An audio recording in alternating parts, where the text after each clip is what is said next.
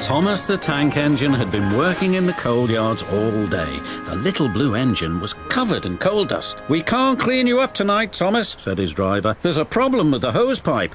"Bother," said Thomas. "A bath would make me feel much better. The others are sure to say I look silly." But the engines were too busy arguing to notice Thomas. James was talking loudest of all. "I deserve a new coat of paint. The Fat Controller says I'm the pride of the line and—" "Rubbish," huffed Henry. "We're all the pride of the line." "It's been like this all day," confided Percy to Thomas. "James is getting a new coat of paint and won't stop boasting about it." "Why, James? I'm the one who needs a new coat. Look at me." "I'd rather not," retorted James. "You're not a pleasant sight and wouldn't understand the needs of a really important engine." Thomas was fuming. Next morning, as James was being repainted, Henry had an accident. "If you can't push trucks properly, Henry, why not talk to a tree instead? You know how much you like the forest." "As a matter of fact, Bossy Boiler, the Fat Controller is inspecting the island for trees that are too close to the line. He's worried they might cause trouble." "Pah!" laughed James. "If I came upon a tree, I'd just push it aside." "Really?" replied Henry. Soon James was showing off his paintwork. "Make way for an important engine."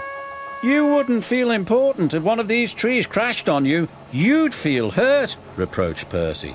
"Rubbish! It wouldn't dare."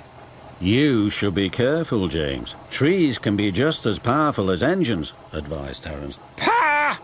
snorted James. "Now excuse me, the Fat Controller needs me to pull the express." And he huffed away. But James was wrong. "You must go to the yards and collect an important goods train, James. It's heavy, so be careful," said the Fat Controller. "But sir, I've just been repainted. Can't Thomas or Percy do it? They're dirty and like working with trucks." Really useful engines don't argue. So James didn't. By the time he arrived at the yards, the weather had changed for the worse. "Your colour's nice, James. Pity about your face, though," said a truck. James ignored them and set off.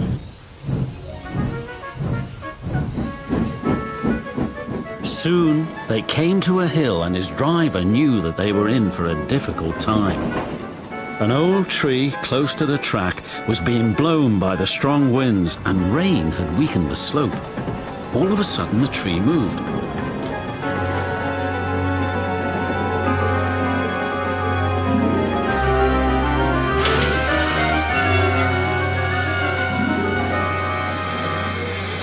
"Ooh, help!"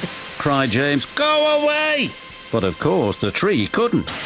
James tried to reverse away from the tree, but his train was too heavy.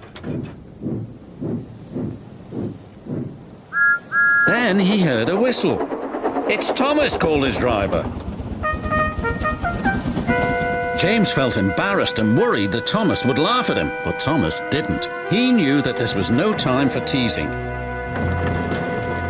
"Beep, beep, I'm ready," whistled Thomas. "So am I," James replied.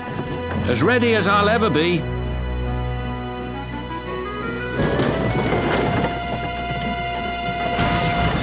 They were just in time.